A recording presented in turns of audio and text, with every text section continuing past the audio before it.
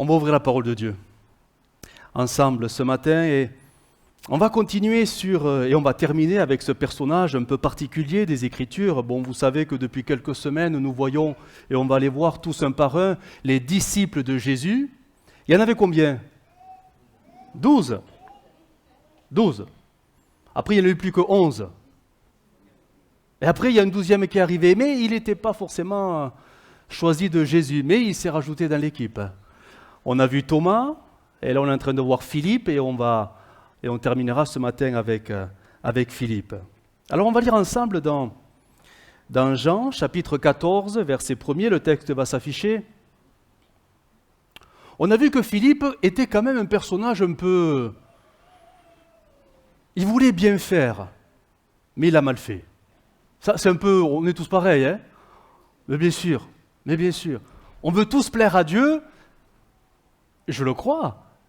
Mais quand on s'appuie sur ce que l'on est, ça va souvent à l'échec. Et Philippe, ça a été un peu ça. Finalement, bien sûr, on se souvient de l'invitation qu'il donnera à Nathanaël. Viens et vois, voilà, le Messie vient de Nazareth. Et Nathanaël qui dira, mais peut-il venir quelque chose de bon de là-bas ? Et il dira, oui, mais viens et vois et tu verras.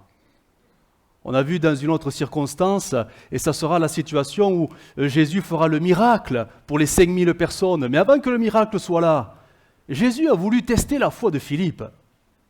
Et il lui a dit, cette petite phrase, elle paraît simple. Il lui dira, mais où achèterons-nous des pains pour nourrir toute cette foule ? Et le texte dit bien, mais Jésus savait très bien ce qu'il allait faire. Il voulait l'éprouver. Et là, Philippe, il s'est loupé. Il s'est loupé parce qu'il a considéré la foule, on aurait fait pareil, hein, et il s'est dit, mais même si on avait de l'argent équivalent à une année de salaire, on ne pourrait même pas nourrir cette foule. Donc il est resté sur le plan très, très, très matériel, alors que Jésus, lui, voulait faire un grand miracle. Et aujourd'hui, on va voir une parole de Philippe, elle est étonnante. Mais elle révèle qu'il n'a pas tout à fait encore bien compris les intentions de Jésus. Jean 14, verset 1er. Nous lisons le texte ensemble. « Que votre cœur ne se trouble point. Croyez en Dieu et croyez en moi. Il y a plusieurs demeures dans la maison de mon Père. Si cela n'était pas, je vous l'aurais dit, je vais vous préparer une place. Et lorsque je m'en serai allé et que je vous aurai préparé une place, je reviendrai. Et je vous prendrai avec moi, afin que là où je suis, vous y soyez aussi. Vous savez où je vais, et vous en savez le chemin. » Thomas lui dit, « Seigneur, nous ne savons où tu vas, comment pouvons-nous en savoir le chemin ?» Jésus lui dit, « Je suis le chemin, la vérité et la vie. Nul ne vient au Père que par moi. Si vous me connaissiez, vous connaîtriez aussi mon Père. Et dès maintenant, vous le connaissez et vous l'avez vu. » C'est cette dernière phrase qui va heurter Philippe. Oh, les autres aussi, mais les autres, ils n'ont rien dit. Et vous l'avez vu, vous avez déjà vu le Père. Alors Philippe, il réagit. Il dit, « Seigneur, montre-nous le Père, et cela nous suffit. » Ou « suffira », diront d'autres versions. Et là, la parole de Jésus. Il s'adresse à Philippe.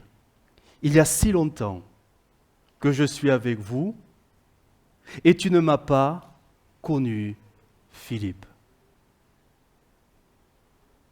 Il y a si longtemps que je suis avec vous, et tu ne m'as pas connu, Philippe.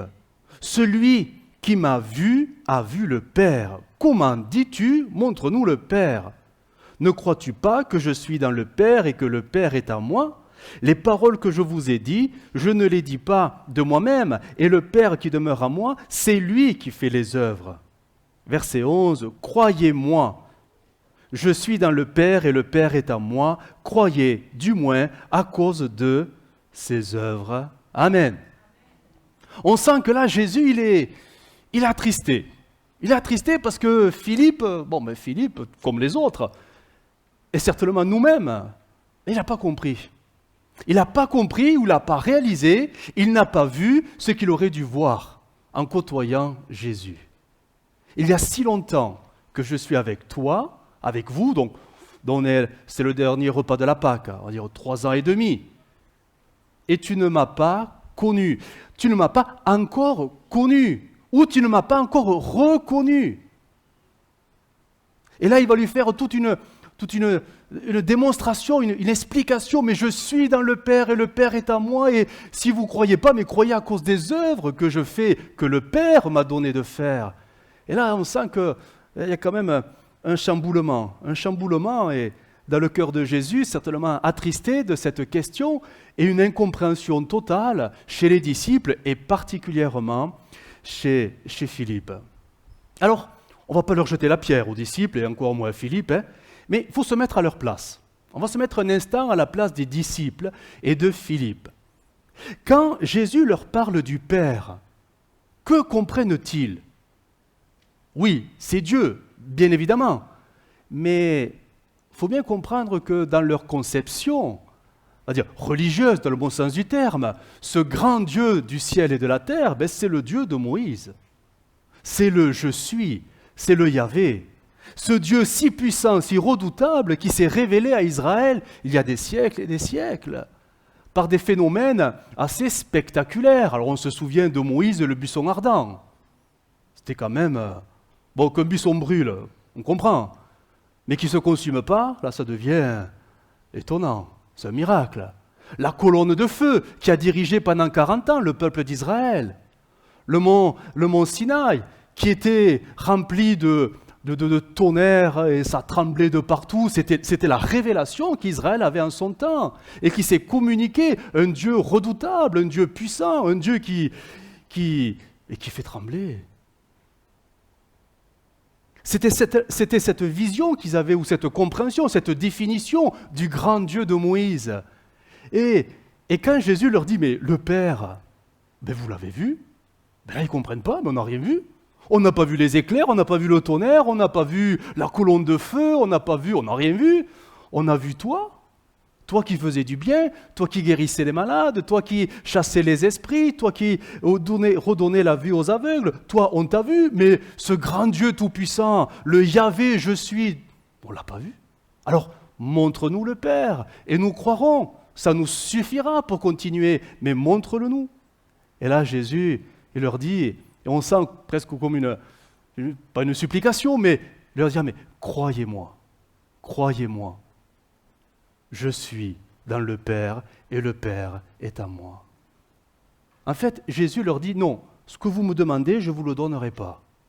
Je vais pas, le Père ne va pas se manifester comme ça parce que vous le demandez. Certainement pas. Votre foi n'est pas appelée à le voir. Écoutez bien. Votre foi n'est pas appelée à le voir, mais votre foi est appelée à y croire. Vous voyez la différence ? Elle est énorme. Parce qu'on voudrait tous voir. C'est si facile de voir. Mais tout dans la Bible nous appelle et nous invite à croire. Et si on voit ce que l'on croit, c'est plus la foi. Et toute la Bible nous appelle à avoir la foi en Dieu. Dieu est là. Mais on ne le voit pas. Non, ne me dites pas, pasteur, montrez-nous Dieu. Et on croira. Je vous dirai non, croyez en lui. Et vous le verrez avec les yeux de la foi. C'est un peu ça le discours dans la chambre haute à ce moment-là. Les disciples n'avaient pas tout à fait bien compris. Et on ne peut pas leur jeter la pierre, c'était normal. Ils apprenaient les choses. Pour eux, Jésus. Qui était Jésus pour eux ? Jésus pour eux, c'était le Fils de Dieu. Jusqu'ici, tous avaient reçu cela. Le Fils de Dieu, c'est-à-dire le Messie promis, le roi des Juifs, celui qui allait venir pour libérer Israël. Dans leur conception, c'est ça. C'est celui qui va libérer Israël du joug romain. C'est celui qui va libérer le peuple de Dieu. C'est celui qui va tout simplement accomplir ce que l'Écriture dit de lui. Il est l'élu de Dieu. Mais nous savons que Jésus est plus que ça. Il n'est pas simplement l'élu de Dieu, il n'est pas simplement le Fils de Dieu, il n'est pas simplement le Messie promis, il n'est pas simplement le sauveur de tous les hommes, il est beaucoup plus que ça. Nous on le sait, il est Dieu. Les disciples ne le savaient pas. Ils ne savaient pas que le Père, finalement, le je suis, le grand je suis, c'est Jésus. Ça, ils n'avaient pas reçu ça encore. Ils avaient tous compris, oui, tu es le Fils de Dieu, celui que Dieu avait promis. Mais de là à dire, Jésus, tu es Dieu incarné sur terre, Dieu lui-même en personne, le Dieu tout-puissant de l'univers qui a créé le ciel et la terre, tu es là devant nous, là maintenant, ça, non. D'où la question de Philippe, Jésus, montre-nous le Père. Et Jésus aurait pu dire, mais je suis là devant toi. Ça fait 3 ans et demi que je marche avec toi. Et tu ne m'as pas encore reconnu. Tu ne m'as pas connu. Terrible, hein? Mais on est tous un peu comme ça, tous. On a besoin, c'est comme un peu dans la nature incrédule de l'homme. C'est-à-dire, on a envie, ou on croit qu'on a besoin de voir les choses pour y croire.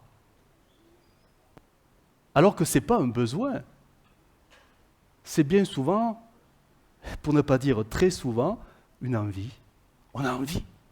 On a envie de voir des choses miraculeuses. On a envie de voir des miracles. On a envie de voir des malades guéris, paf, comme ça. On a envie de voir des aveugles retrouver la vue, là, comme ça. On a envie de voir des choses spectaculaires, surnaturelles. On a envie, parce que c'est dans le cœur de l'homme de rechercher, de voir ces choses-là.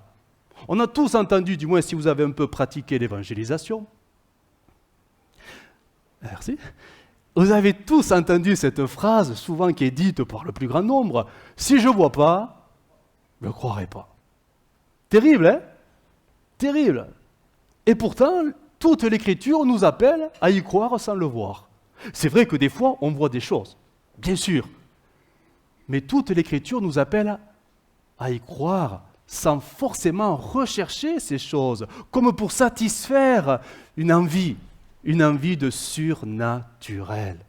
La foi, c'est de croire sans le voir. La foi, c'est de savoir que Dieu peut tout, sans pour autant que Dieu ait besoin de nous le prouver. La foi, elle s'appuie sur ce que dit l'Écriture et non pas sur notre désir ou nos envies de voir des choses un peu surnaturelles. Et cette parole de Jésus, finalement, elle est valable pour nous. Croyez-moi. Jésus nous dirait, pareil, croyez-moi, je suis dans le Père et le Père est en moi. En fait, on fait qu'un. On ne fait qu'un. Il est écrit dans Osée, le texte va s'afficher. Osée.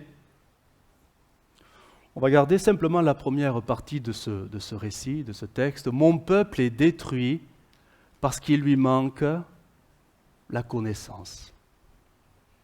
D'autres versions, je vais simplement les citer. Mon peuple meurt, c'est parole de vie. Mon peuple meurt parce qu'il ne me connaît pas. Ou les versions beaucoup plus anciennes ont traduit faute de vision, le peuple périt. Faute de vision, mon peuple périt. On pourrait dire, et c'est juste, faute de révélation, mon peuple périt. Mon peuple ne me connaîtra pas parce qu'il n'a pas une bonne vision. C'est une bonne révélation, une révélation qui vient de Dieu directement jusqu'à nous. Non pas nous qui allons à la recherche de Dieu parce qu'on n'y arrivera pas. Dieu est inaccessible. C'est Dieu qui se révèle à nous au travers de Jésus, par le Saint-Esprit. Et nous avons besoin, nous, Église aujourd'hui, tout comme Israël en son temps, mais nous avons besoin vraiment d'avoir des révélations. Je ne dis pas de nouvelles révélations, certainement pas, tout est dit dans l'Écriture, mais des révélations profondes qui viennent de Dieu pour mieux le connaître, Dieu. Mieux connaître Dieu. Et pourquoi c'est important? Tout simplement parce que la Bible nous dit que dans les derniers temps, les gens, les chrétiens, l'Église, elle sera malmenée et elle abandonnera la foi. Il est écrit dans 1 Timothée 4, ça va s'afficher, 1 Timothée 4, l'Esprit, donc le Saint-Esprit, dit expressément que dans les derniers temps, quelques-uns, donc on parle de chrétiens, on parle d'églises, abandonneront la foi. Non pas qu'ils ne vont plus croire en Dieu, mais si, ils vont y croire en Dieu. Mais quelque chose va les tromper. Parce que leur foi n'est pas bâtie sur une révélation, sur la révélation de Dieu, mais sur des choses qui leur sont agréables. Ils vont être séduits. Croyant marcher avec Dieu, ils ne vont même pas se rendre compte qu'ils ne sont plus avec Dieu. Parce qu'ils vont abandonner la foi véritable, c'est-à-dire la révélation véritable. Et ça, on y est en plein. Combien de chrétiens croient vraiment suivre Jésus, parce que vie d'église et compagnie, mais en fait, ce n'est pas Jésus qu'ils suivent, c'est les désirs de leur cœur. C'est subtil, mais on y est en plein.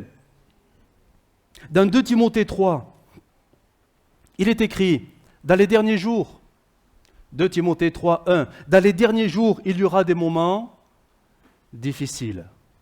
Et au verset 5, Louis II a traduit « ayant l'apparence de la piété », mais la parole de vie dit ceci, « ils feront », ça va s'afficher, « ils feront semblant d'être fidèles à Dieu. Mais en réalité, ils rejetteront la puissance de la foi.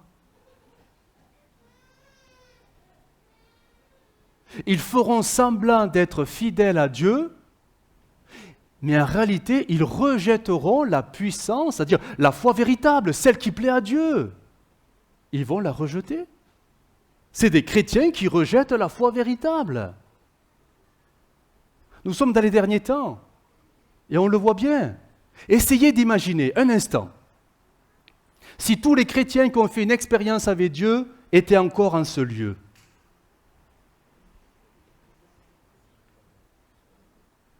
Je ne dis pas que tous ceux qu'on ne voit plus ont rejeté Dieu, certainement pas. Mais dans le lot, certains ont cru suivre Dieu, mais ils suivaient les penchants de leur cœur, tout en croyant suivre le Seigneur. Et ça, c'est un drame. La révélation. Il nous faut l'Église pour qu'elle soit forte, pour que ma vie chrétienne soit forte, pour que votre vie chrétienne soit forte, elle a besoin de révélation. Chaque révélation de Dieu, c'est comme une ancre de la foi qui s'enracine dans la nature même de Dieu et qui nous fait tenir bon quand tout ira mal. Comment pouvons-nous prétendre connaître Dieu sur la base de nos connaissances ? Franchement, on ne peut pas. Dieu est beaucoup plus grand que nous. Il nous faut quelque chose qui vienne directement de Dieu jusqu'à nous. Et ça s'appelle la révélation. Des révélations qui viennent du Seigneur. Des révélations où le Seigneur s'approche plus près de nous et il se révèle tel qu'il est. Tel qu'il est. Alors, bien sûr, on se connaît un peu quand même. On sait tous que Jésus est le Sauveur. On le sait. Les disciples aussi le savaient. On sait tous que Jésus, c'est le Fils de Dieu. On le sait tous qu'il est mort à la croix, qu'il est ressuscité. On le sait tous. On sait même que Jésus est Dieu. Mais parfois tout ça, ça reste là-haut. Ça reste cérébral. Ça reste intellectuel. Ça reste doctrinal. Mais faire l'expérience de qui est Dieu, faire l'expérience où simplement le Seigneur lui-même se révèle tel qu'il est, alors là, c'est plus intellectuel. Ça fortifie la foi. C'est quelque chose qui va nous faire grandir dans la connaissance véritable de qui est réellement Dieu. Et ça, on en a besoin. Tout le long de notre vie chrétienne, on en aura besoin. Parce que personne, même à la fin de sa vie chrétienne, ne peut dire « moi, ça y est, je connais Dieu ». Personne. Parce que Dieu est infini. Mais ça, on le sait avec la tête. Et pour que notre cœur le saisisse, il va falloir l'expérimenter, tout cela. Il va falloir que Dieu nous le montre, que Dieu nous le révèle. Il va falloir que notre foi soit bâtie sur des révélations que seul Dieu peut nous donner. Il est écrit dans Matthieu 16, le texte va s'afficher. Matthieu 16, verset 15, et qui nous montre bien qu'il n'y a que Dieu qui peut donner les révélations. Il n'y a que Dieu. Et vous, leur dit-il, c'est Jésus qui parle aux disciples, qui dites-vous que je suis? Simon-Pierre répondit, tu es le Christ, le Fils du Dieu vivant. Jésus, reprenant la parole, lui dit, tu es heureux, Simon, fils de Jonas, car ce ne sont pas la chair et le sang qui t'ont révélé cela, mais c'est mon Père qui est dans les cieux. Et moi je te dis, notez cette phrase qui a été mal comprise dans l'histoire de l'Église. Et moi je te dis que tu es Pierre, et que sur ce roc, c'est quoi le roc?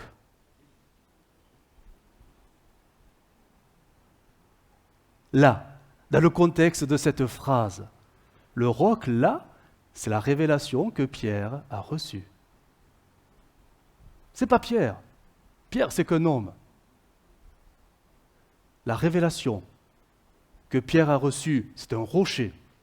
Cette révélation qui vient du ciel, ça vient du Père, c'est un rocher dans ta vie. Et si tu t'appuies dessus, tout le temps, alors l'Église grandira. Dans le fait que l'Église ne peut se bâtir que sur la révélation que Dieu peut nous donner. Et cette révélation que Pierre a reçue, mais elle est personnelle. Nous devons tous la recevoir. À un moment donné, il va falloir que, non pas une connaissance cérébrale parce que je l'ai entendu par le pasteur, mais je suis convaincu que Jésus, c'est Dieu. Je suis convaincu, parce qu'il s'est révélé à moi tel quel, qu'il est mon sauveur. Et que je peux bâtir ma vie sur lui. Et cette révélation fait de moi une pierre vivante de l'Église. Vous comprenez?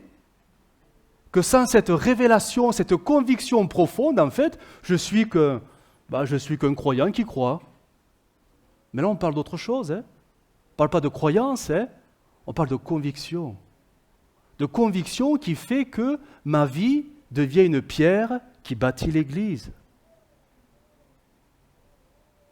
C'est important, parce que cette révélation, bien sûr, commence sur ce que Jésus fait, mais elle se continue tout le long de notre vie chrétienne. On a besoin de connaître qui est Jésus, ce qu'il peut faire. Je vais prendre un exemple. Ce n'est pas parce que vous savez tous que Jésus peut guérir toutes les maladies qu'on est tous convaincus qu'il pourra me guérir quand je serai malade.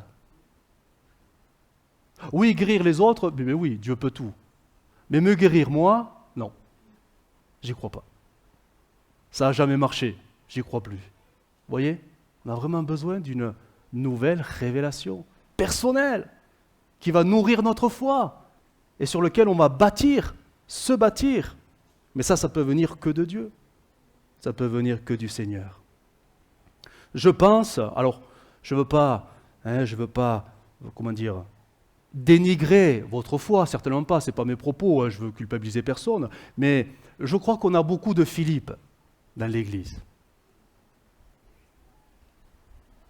On en a un bon, ça c'est sûr, mais lui c'est un bon Philippe. Mais dans le sens, vous savez, c'est Philippe qui croit, mais qui ne connaissent pas réellement Dieu. Pourtant, ça fait des années qu'ils marchent avec Dieu. Ça fait des années qu'ils côtoient Dieu. Ça fait des années qu'ils vont à l'église. Ça fait des années que peut-être ils chantent. Ça fait des années qu'ils ouvrent la Bible et qu'ils lisent. Ça fait des années. Mais il manque encore quelque chose. Quelque chose qui aurait dû faire que leur foi elle devienne forte, solide et se bâtisse, s'élève. Il manque quelque chose. Ça fait si longtemps que je suis avec toi, a dit Jésus à Philippe, et tu ne m'as pas encore connu, tel que je suis réellement. Ta foi n'a pas grandi, ta foi n'a pas saisi pleinement qui je suis et tout ce que je peux faire. Tu n'as qu'un aspect, mais tu n'as pas tout ce que tu aurais dû avoir avec ces années de marche avec moi.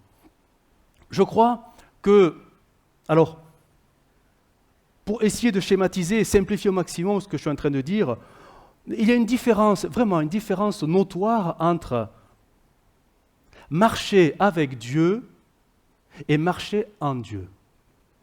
Vous voyez la différence? Marcher avec Dieu, c'est bien. C'est ce qu'ont fait les disciples pendant 3 ans et demi. Ils ont marché à côté de Jésus. Mais au bout de 3 ans et demi, ils n'ont pas compris qui était Jésus. Marcher en Dieu, ou pour dire marcher en Jésus, c'est différent. Et l'apôtre Paul l'a parfaitement expliqué, cette notion.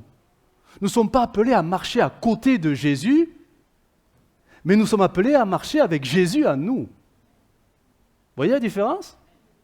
On n'est pas des suiveurs. Nous suivons Jésus de plus ou moins loin, selon les besoins. Non. C'est Jésus qui est en nous. Colossiens 1, 27, français courant. Ce texte, l'apôtre Paul, il l'a reçu par révélation. Car Dieu a voulu leur faire connaître ce plan secret, si riche et magnifique, élaboré en faveur de tous les peuples. Et voici ce secret. Le Christ est en vous. Le Christ est en vous. Le Christ est en moi. Le Christ est en toi. Ça, nous parlons de révélation qui est en nous. On ne marche pas à côté de Jésus, mais c'est Jésus qui est en nous. Vous voyez la différence? C'est peut-être subtil, parce que vous dites, mais moi, marcher à côté de Jésus, ça me suffit. Ben, ça te suffit, écoute, ça serait dommage que Jésus, à la fin, quand tu seras devant lui, il te dise, ben, finalement, je ne t'ai jamais connu. Oui, vous dites, Seigneur, Seigneur, oui, vous avez fait beaucoup de choses, mais en fait, je ne vous ai jamais connu. Et vous non plus, vous ne m'avez jamais connu. Pourtant, vous avez fait beaucoup de choses, pour moi, mais ça n'avait pas de valeur. La révélation de Dieu a pour but de vivre avec Jésus, mais Jésus en nous. Et quand Jésus est dans un cœur, c'est la personne tout entière qui change. Tout dans la personne va changer, parce qu'il y a une puissance de vie en lui, c'est Jésus. Sa façon de penser va changer, forcément. Parce que Jésus est en lui. Il va se mettre à penser comme Jésus. Son caractère, il va changer. Mais oui, parce que Jésus est en lui.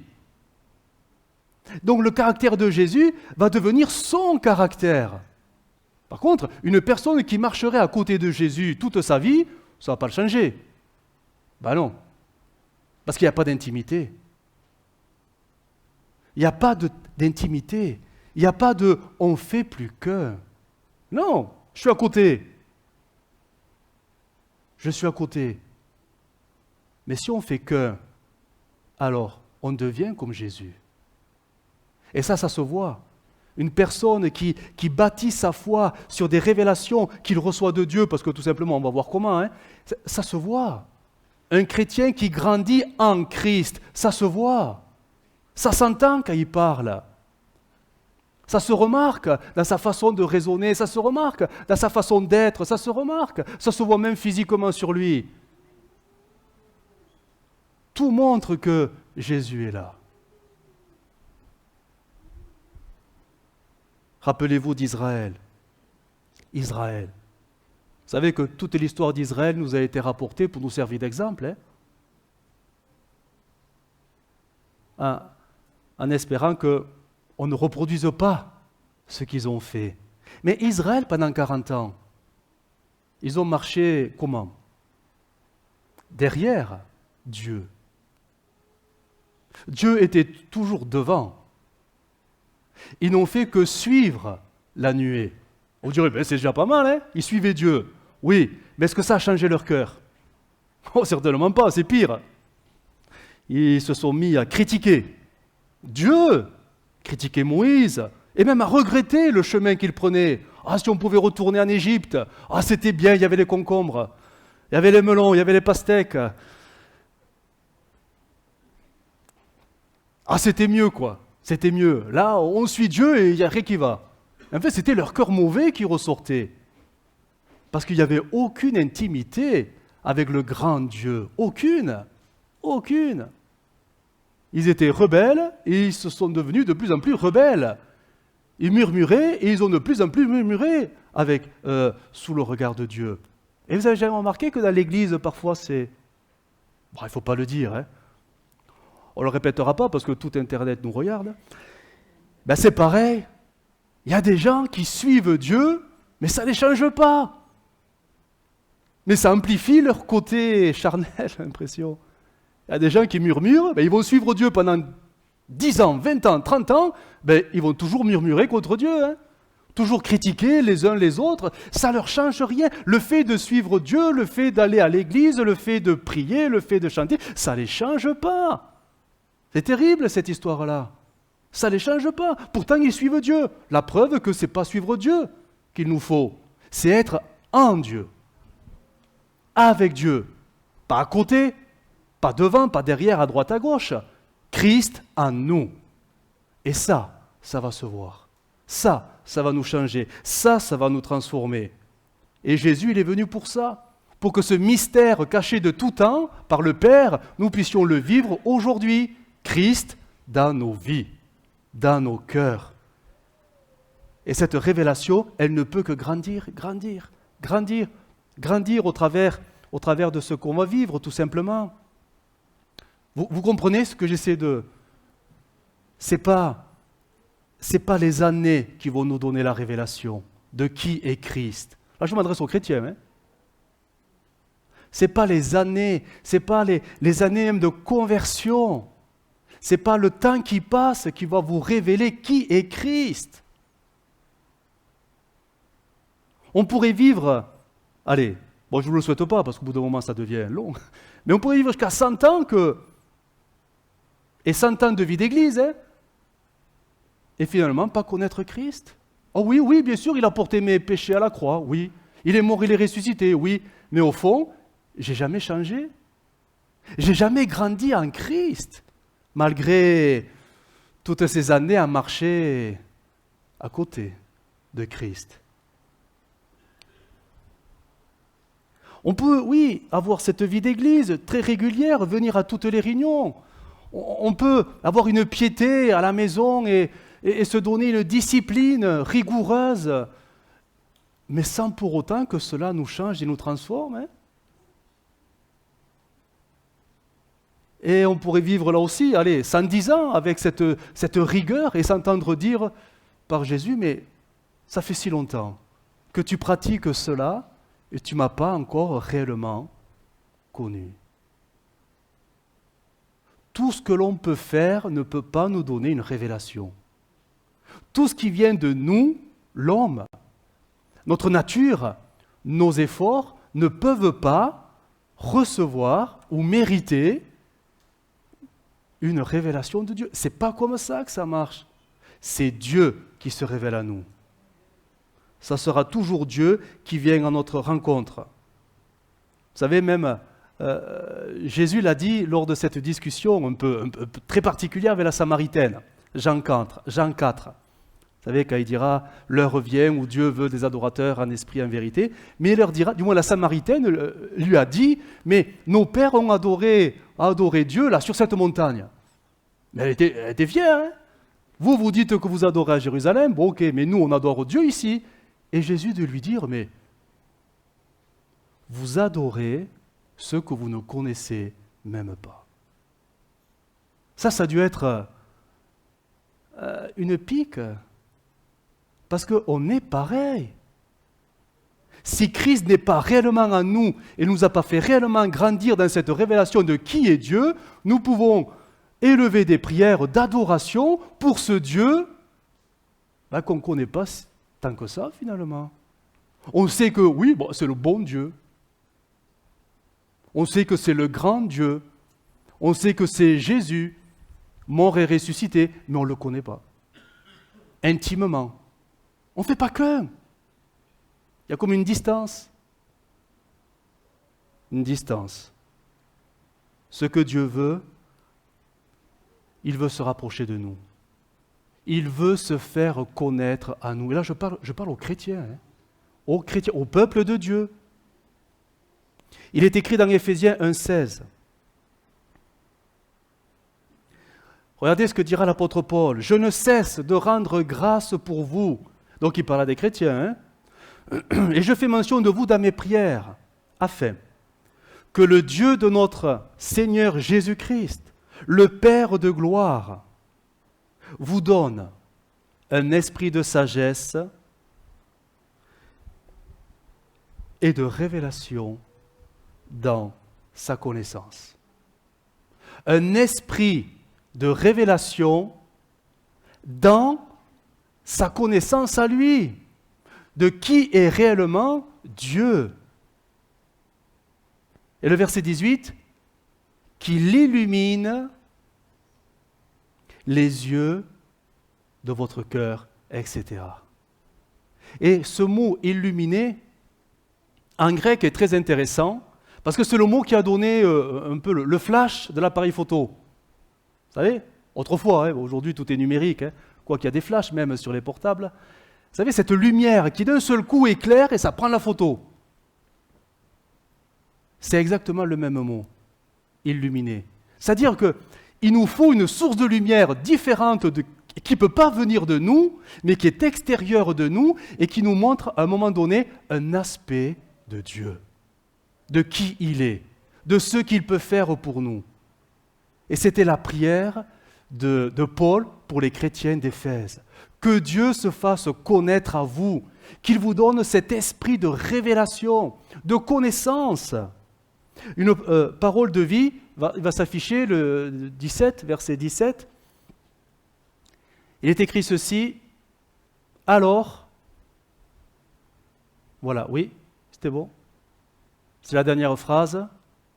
Alors, vous découvrirez Dieu et vous le connaîtrez.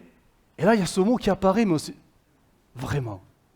Vous êtes chrétien, vous connaissez Dieu, vous êtes sauvé de vos péchés, etc., etc. Mais votre connaissance, elle n'est pas finie.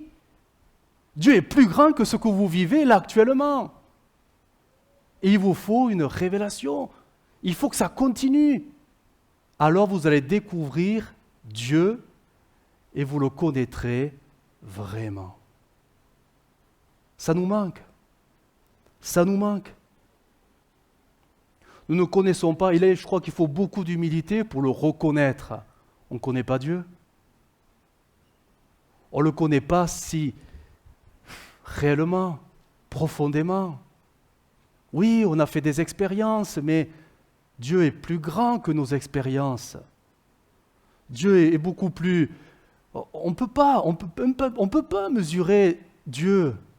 Il est plus grand que ce que nous pouvons penser. Alors essayez d'imaginer un grand Dieu, le plus grand possible dans votre tête. Dieu, il est plus grand encore. On ne peut pas concevoir, on ne peut pas. C'est impossible. Il n'y a que Dieu qui peut se rapprocher de nous et nous montrer un aspect de sa grandeur, de sa gloire, de la révélation. Il n'y a que lui qui peut nous donner cela. Notre foi, oui, il faut beaucoup d'humilité. Notre foi, elle est petite. Elle est petite, mais elle est suffisante pour qu'on soit sauvé. Si on croit que Jésus est mort et ressuscité, alors on est sauvé. Bien sûr que c'est suffisant, mais marcher en Dieu nous amène beaucoup plus loin dans cette révélation. Et il faut que nous grandissions dans cette révélation. On ne peut pas rester des Philippe toute notre vie chrétienne. Non, il va falloir qu'on devienne des Jésus, comme Jésus. C'est le but du salut, être transformé de gloire en gloire en l'image de Jésus. On ne peut pas rester des Philippe et se dire « mais bon, ça va, moi je suis sauvé, ça me suffit ». Non, non, tu ne peux pas. Il faut que le salut grandisse, il faut que la révélation grandisse, il faut que Dieu fasse ce travail avec toi. Et que toi, tu fasses ce travail avec lui. Imaginons un instant que demain matin, à votre réveil, Dieu apparaît devant vous. Ce grand Dieu redoutable, vous savez, Ésaïe 6 ou 5, je ne sais plus, 6. Les pans de son vêtement qui remplit votre chambre, partout. De la fumée partout. Dans votre chambre, Là, vous êtes dans votre lit, en train de trembler. Les anges qui crient « Saint, Saint, Saint est le Seigneur ». Alors vous dites « Mais il se passe quoi ?» Et il a eu quoi, Ésaïe, à ce moment-là? « Malheur à moi, j'ai vu, mes yeux ont vu le roi. » Et ça a tout changé pour lui. À ce moment-là, son ministère prend une tournure différente. Parce qu'il a eu la révélation de qui est Dieu. Mais imaginez si ça se passe dans votre chambre demain matin. Mais c'est sûr, votre vie chrétienne change radicalement, là sur le champ. Vous allez lire la Bible comme si c'était au péril de votre vie, du fait que si je ne la lis pas, je vais mourir. Vous allez aller à toutes les réunions parce que vous dites, mais si je ne vais pas à la réunion, je vais mourir. Vous allez élever la voix parce que vous dites, si Dieu n'entend pas ma voix, je vais mourir. Bref, vous allez achever votre salut avec crainte et tremblement parce que vous avez compris un peu plus qui était réellement votre Dieu. Et ça change tout. Ça change tout parce que, je ne veux pas vous accabler, ce n'est pas mon propos, mais honnêtement, on n'est pas parfois léger dans la vie chrétienne? Oh, j'ai pas envie d'aller à l'église. Oh, il fait trop chaud. Oh, la clim est trop froide. Oh, on ira en hiver, ça ira mieux. Oh, lire la Bible aujourd'hui, j'hésite, j'ai pas le temps, j'ai autre chose à faire. Ah, s'engager dans une activité, oh, le pasteur, il nous casse la tête avec ça tous les dimanches. Oh, et il y a des jeunes maintenant qui y aillent. Bref, on n'est pas fois léger. Pas vous, Les autres. On est léger. On se contente de si peu. Mais de si peu parce qu'en fait, on n'a pas réellement compris qui était notre Dieu. On n'a pas réellement cerné la grandeur et la majesté de notre Dieu parce que si vraiment on le réalisait, on habiterait dans l'église. Et vous me supplierez de vous donner des activités pour le Seigneur. Mais ça nous changerait. Mais c'est sûr que ça nous changerait. Bien sûr que ça nous changerait. Ça appartient à Dieu de se révéler. Je terminerai, vous donner les 2 moyens, peut-être qu'il y en a d'autres, certainement, mais les 2 moyens par lesquels Dieu aime se révéler à nous. Et vous allez voir que ces 2 moyens, on ne les maîtrise pas. C'est Dieu qui en dispose. Le premier moyen, et il est loin d'être agréable, mais ça plaît à Dieu de se révéler avec cela. Ce sont les épreuves de la vie. Il est écrit dans Job 42, verset 5, s'il te plaît, « Mon oreille avait entendu parler de toi. » Ça, c'est tous les chrétiens. Tous les dimanches, vous entendez parler de Dieu. Et même pour les plus zélés, parfois même en semaine. Mais qu'est-ce qui nous manque? La révélation. L'œil qui voit Dieu. Mais maintenant, mon œil t'a vu. Derrière le « mais maintenant », il faudrait lire les 41 chapitres du livre de Job, et là on voit les épreuves qui l'ont écrasé. Il a tout perdu. Il a tout perdu dans l'épreuve, mais à la fin de l'épreuve, parce qu'il a tenu bon, il a reçu la révélation. Une nouvelle révélation de qui était Dieu. Oh, bien sûr, il sera béni. Il retrouvera les choses, mais ça vient après. Il a reçu quelque chose d'inestimable qui va changer le reste de sa vie, la révélation de celui qu'il croyait pourtant bien connaître. Mais Dieu s'est révélé à lui d'une nouvelle manière. Les épreuves de la vie ont pour but, pas simplement de nous écraser, certainement pas, ce n'est pas le but, mais au travers d'elles, Dieu va se révéler à nous. Les épreuves de la vie sont là pour que Dieu fasse un pas de plus vers nous. Il est écrit dans Jérémie 16, 21, dans la version Semeur, voici ce qu'il est écrit, c'est pourquoi, dit Dieu, je vais leur faire connaître, oui, cette fois, je leur ferai connaître ma force et ma puissance, et ils sauront alors que je suis l'Éternel. Oui, mais pour connaître la force et la puissance de Dieu, va falloir être dans le trou, C'est là qu'on va voir que le bras de Dieu il est puissant. C'est là qu'on va voir que le bras de Dieu il est fort. C'est quand tout va mal. Ce n'est pas une prédication qui va vous donner une révélation. Ce n'est pas dans les bouquins. C'est dans les épreuves. En s'accrochant à Dieu, que Dieu va se révéler à nous. Et là, on va découvrir un aspect de la puissance de Dieu, un aspect de la gloire de Dieu. Le problème, c'est que parfois, nous avons complètement faussé les choses et comme on a fait de Dieu parfois notre serviteur, celui qui doit absolument arranger nos vies pour que tout aille bien, dès que vient la difficulté, qu'est-ce qu'on fait ? J'ai l'occasion de le dire déjà, mais dès que vient la difficulté, on est les premiers à crier à Dieu, Seigneur, enlève-la cette difficulté. Enlève-la cette souffrance, enlève-la cette situation bloquée, enlève-la Seigneur, parce que tu m'as promis le bonheur. Oui, mais on a oublié que Dieu, peut-être, a permis ça, parce qu'il avait un but, se révéler à nous. Vous vous rendez compte, si Dieu enlevait tout, dès la moindre difficulté, mais on ne connaîtrait pas Dieu, hein, on resterait des bébés. Hein. C'est quand tout va mal qu'on découvre Dieu. C'est quand tout va mal que Dieu aime se révéler parce qu'il voit la foi qui s'accroche à lui. Et là, Dieu fait grandir notre foi en révélant qui il est. Qui il est. Je pense à Pierre. Vous savez, Pierre, quand il y a eu la tempête, il y a eu la tempête, ils ont tous eu peur. Ils allaient vraiment tous croire qu'ils allaient tous mourir. Mais imaginez s'ils avaient tous prié, il faut une réunion de prière dans le bateau là. Seigneur, enlève la tempête. Et imaginez que Dieu dise, ok, ben tant pis pour vous, et le calme revient. Il se passe quoi ? Ben plus rien. Oh merci Seigneur, tu nous as exaucés. Mais regardez ce que Dieu a fait, et il fallait que la tempête soit là. Pour que Jésus dans la tempête vienne à eux, marchant sur l'eau. Pour que Pierre fasse l'expérience dans la tempête. Viens. Approche-toi de moi. Il fallait que le décor soit planté pour que la foi de Pierre soit testée. Si Dieu a plani notre chemin, mais tous les jours qu'il nous arriverait plus rien, ben on ne connaîtrait pas Dieu de plus en plus et de mieux en mieux. Comment connaître, j'y reviens, que Dieu peut guérir toutes les maladies, si ce n'est en permettant, le Seigneur, que je tombe malade. Alors là, je vais expérimenter que ce grand Dieu peut me guérir. Vous voyez ? Nous, quand on est malade, la Bible dit bien que l'épreuve doit accomplir son rôle.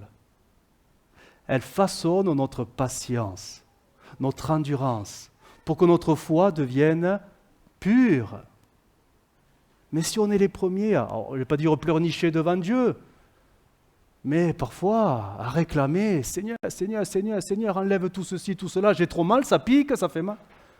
Ben, le Seigneur, il ne va pas pouvoir se révéler.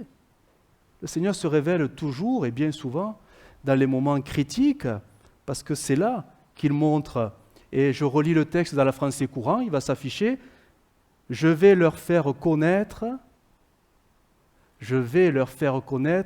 ce que je suis capable de faire. Mais il faut que le décor soit planté. Il n'est pas agréable le décor. Mais c'est dans ce décor que la révélation de Dieu viendra.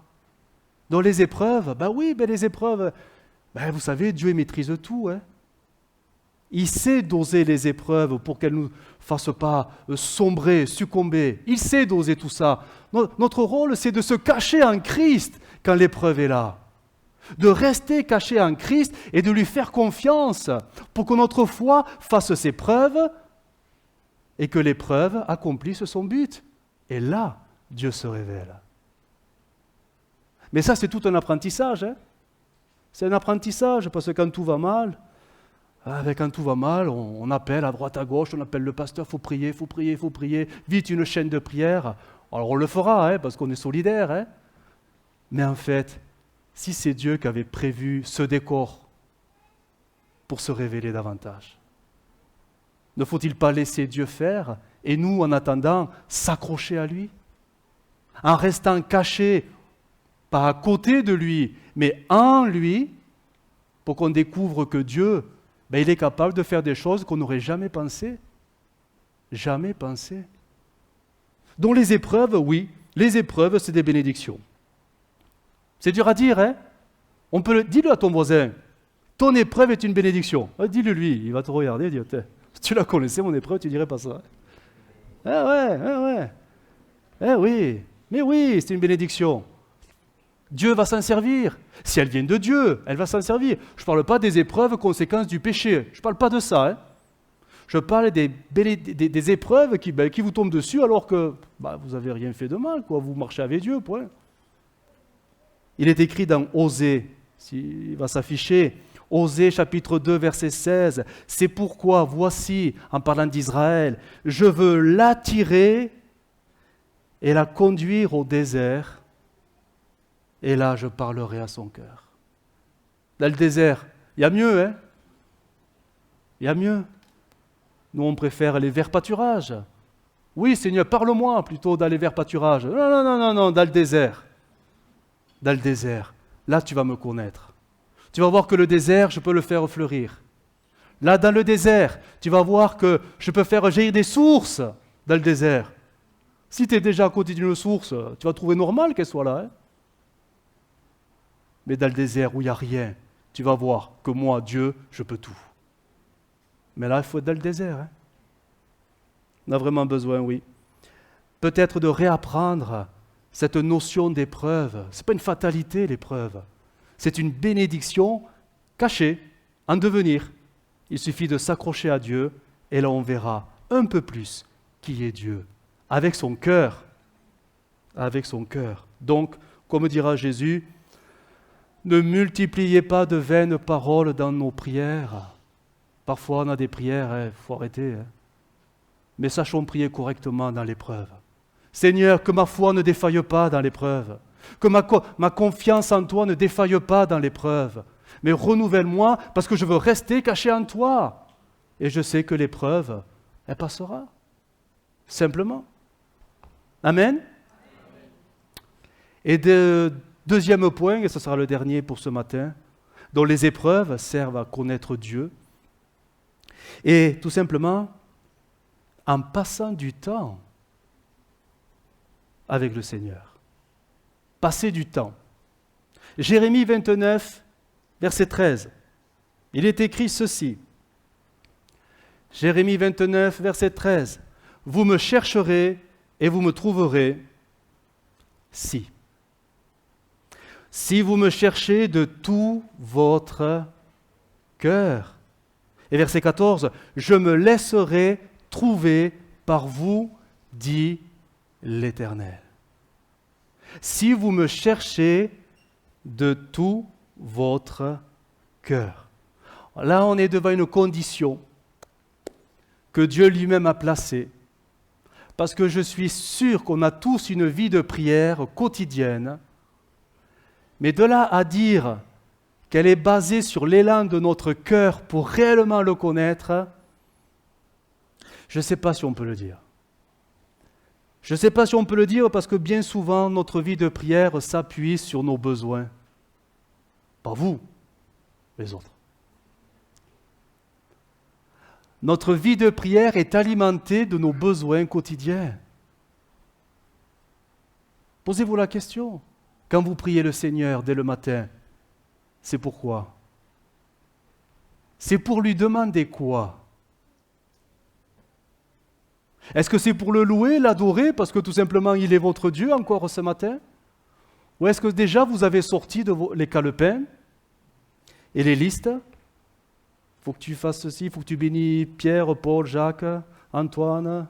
Il faut que tu bénisses ma voiture parce qu'elle a des problèmes. Elle ne démarre pas bien aujourd'hui. Il faut que tu bénisses les tomates parce qu'il fait très chaud. Il faut que tu bénisses le voisin parce qu'il est insupportable. Il faut que tu bénisses le pasteur parce qu'on en a. Bon, bref. Il faut que tu bénisses les chrétiens parce qu'ils sont parfois. Bon, bref. Fais. Et que toute la gloire t'en revienne. Si c'est ça votre vie de prière, non. Là, on est en train de se servir de Dieu. Je ne dis pas qu'il ne faut pas intercéder. Je dis que chercher Dieu de tout son cœur, c'est le rechercher pour lui. Pas pour ce qu'il peut faire. On le sait qu'il peut tout. On n'a pas besoin de lui rappeler. Il peut tout. Mais ce qui l'intéresse, Dieu, qu'est-ce qu'il veut, Dieu? Est-ce que Dieu veut nos sujets de prière ou est-ce que Dieu veut notre cœur? Ben oui, bien sûr, faites les timides. Hein. C'est notre cœur qui veut. Dès le matin, qu'est-ce qu'il veut, le Seigneur? Que nous soyons en communion, que nous passions du temps avec lui. C'est ça qu'il veut le Seigneur. Alors que nous, parfois, nous réduisons notre vie de prière quotidienne, donc tous les jours, toute la semaine, parfois à une liste de demandes, de requêtes. Et comme on est persévérant, ça dure, et c'est que ça en fait. C'est que ça. Et là, je crois que le Seigneur, il peut être attristé. C'est attristant parfois, là je m'adresse aux parents, de voir vos enfants venir que par intérêt. Papa, maman, j'ai besoin de 1 euro, 2 euros. Ouais, s'il te plaît, j'en ai besoin. Ou alors vous faites les courses, vous savez. Voilà. Au grand magasin là, et vous avez d'un seul coup votre enfant qui devient hyper gentil. Un peu, vous savez, mielleux. Oh papa, t'es le plus fort. Oh maman, qu'est-ce que t'es belle. Tiens. Bon, qu'est-ce que tu veux? Ah, le Playmobil là. Mais oui, c'est calculé. Ah bon, voilà. Bon. Hein? Alors qu'est-ce qu'on fait? On cède ou on leur dit non? Mais bien souvent, il faut leur dire non. Mais mettez-vous à la place du Père, quand il nous voit venir tous les matins, un peu mielleux. Oh Père, bénis ma voiture. Oh Père, bénis mon travail. Oh Père, fais ceci, fais... c'est pareil. La relation qui doit nous unir au Père, c'est une relation d'amour en Christ, pas une relation par intérêt. Vous savez, à un moment donné, il y avait beaucoup de gens qui suivaient Jésus, parce que Jésus avait fait le miracle de la multiplication des pains. Et là, les gens se sont dit, mais c'est super, c'est gratis. Il n'y a qu'à le suivre, il nous donne à manger, comme ça. Et un jour, Jésus leur dit, les gars, vous me suivez parce que vous avez mangé gratuitement. Et il est parti. Parfois, on est un peu comme ça. On suit Jésus. Notre vie de prière suit Jésus parce qu'on a toujours quelque chose à lui demander. Parce qu'on voudrait qu'il fasse ceci, cela. Bref, on réduit Dieu, ce grand Dieu puissant de l'univers qui nous a aimés tellement, qui nous a aimés le premier, à un serviteur qui va arranger notre vie selon notre convenance. Voyez? Alors que lui, le Seigneur, il voudrait tellement passer du temps avec nous, simplement, pour se révéler un peu plus à nous. N'est-il pas écrit dans l'Apocalypse, Apocalypse 3, verset 20, parole vivante, à l'église de Laodicée, me voici debout devant la porte et je frappe. Si quelqu'un est sensible à mon appel et s'il ouvre la porte, alors j'entrerai chez lui. Et là, regardez. Et nous dînerons en tête à tête. Moi près de lui et lui près de moi. Parole vivante. Nous dînerons en tête à tête. Moi près de lui et lui près de moi. Jésus l'a dit à ses disciples que le but, finalement, au-delà de mourir pour les péchés de l'humanité, c'était aussi de révéler qui était le Père. Dans Jean 14, verset 21, il est dit ceci, « Celui qui a mes commandements, Jean 14, 21, « Celui qui a mes commandements et qui les garde, c'est celui qui m'aime, et celui qui m'aime sera aimé de mon Père, et je l'aimerai. »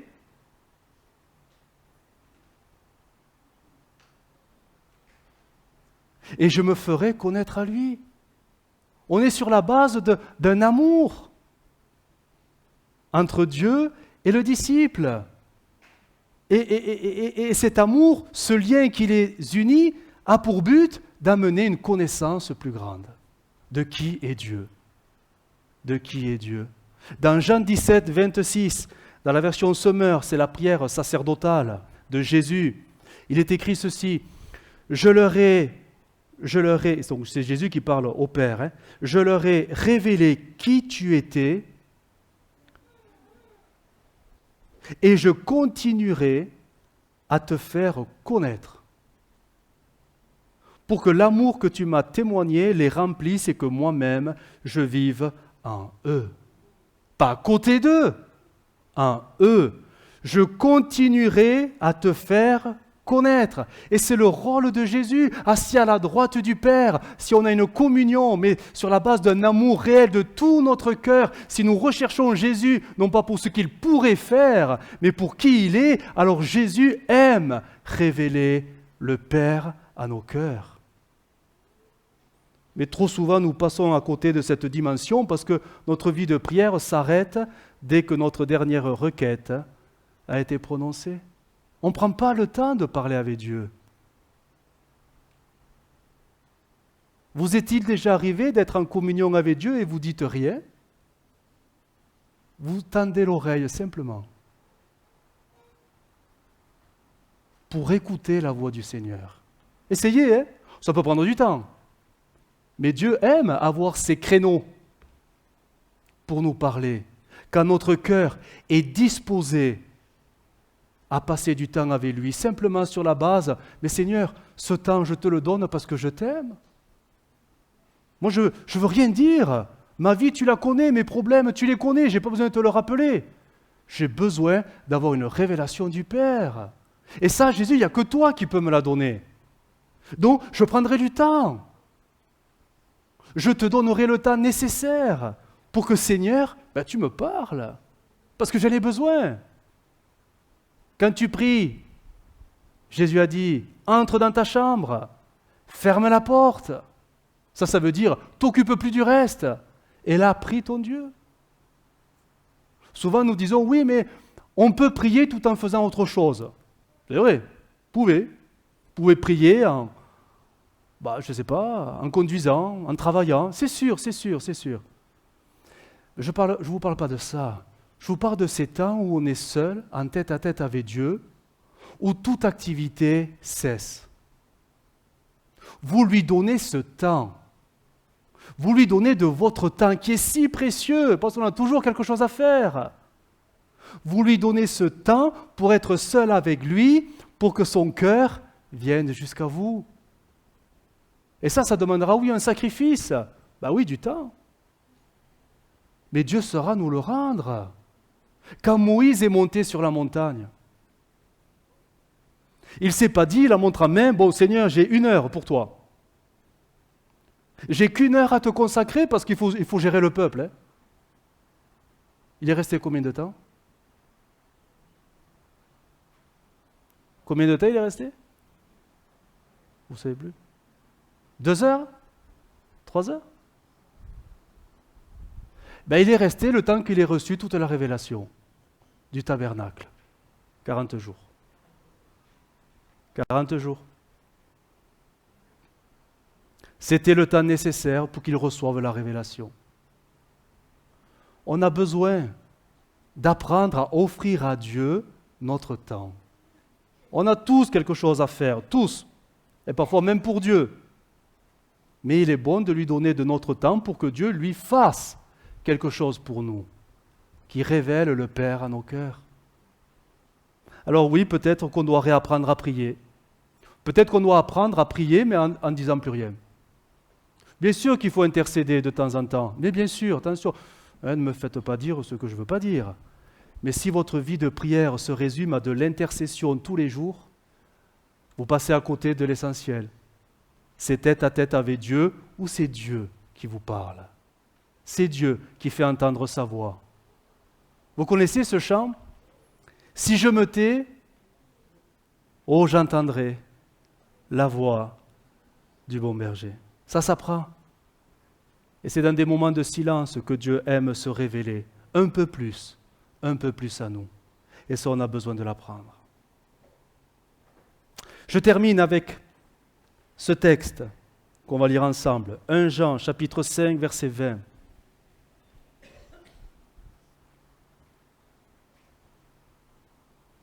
« 1 Jean, chapitre 5, verset 20, parole vivante.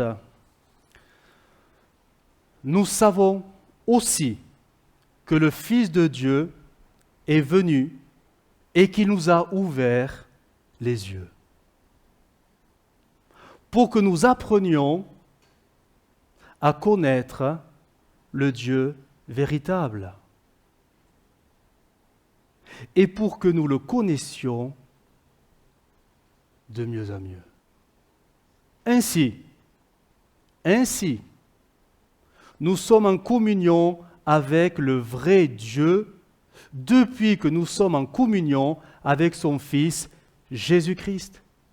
Il est lui-même le Dieu véritable et la vie éternelle. Ça nous renvoie à Jean 17, 3. Or, la vie éternelle, c'est qu'il te...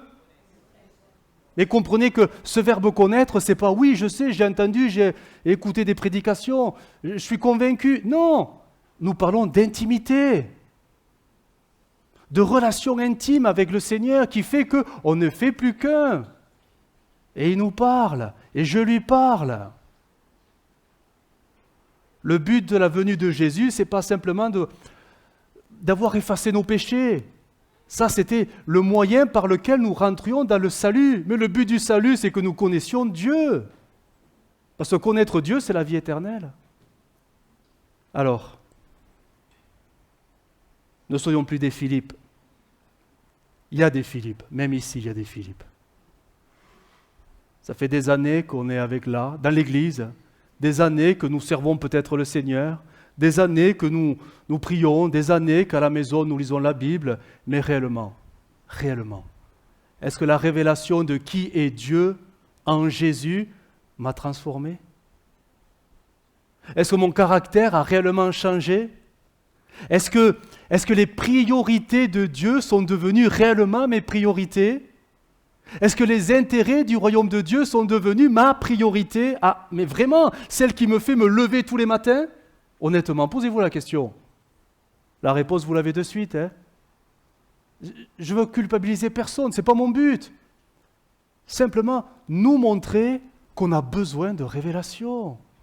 Parce que ça va déterminer notre vie chrétienne. Ça va être le moteur de notre marche avec le Seigneur tous les jours.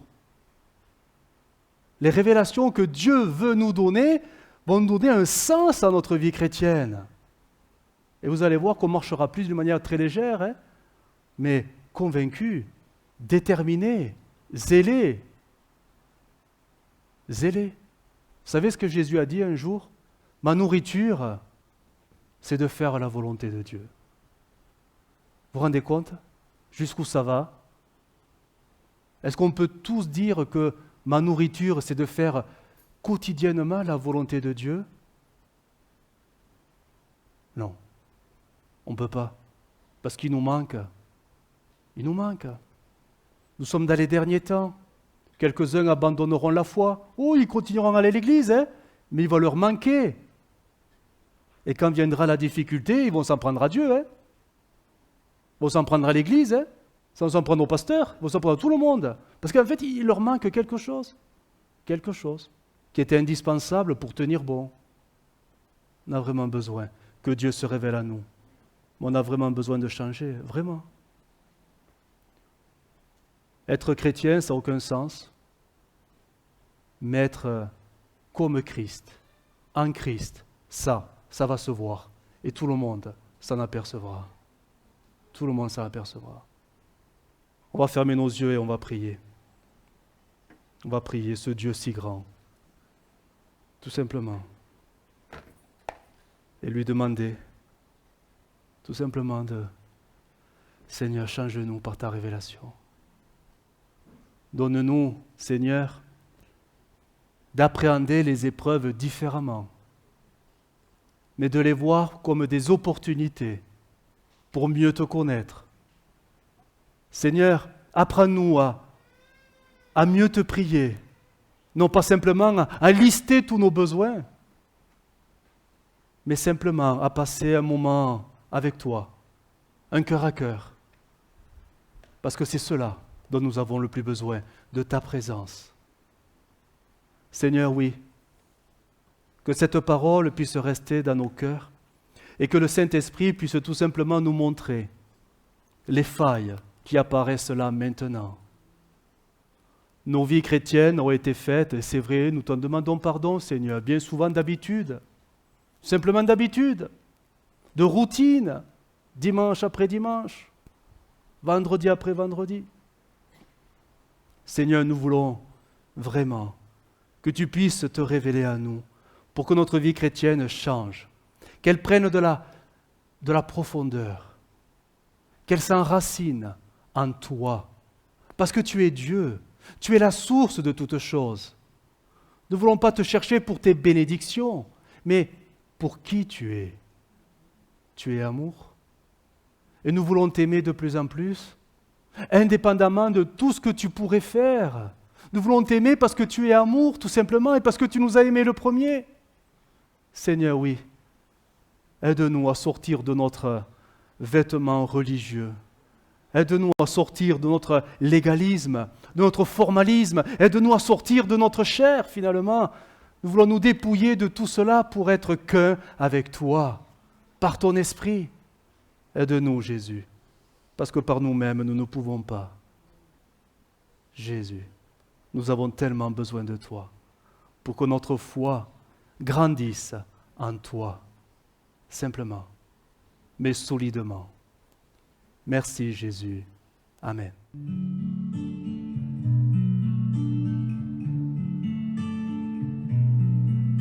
Well, I heard there was a secret chord David played and it plays the Lord.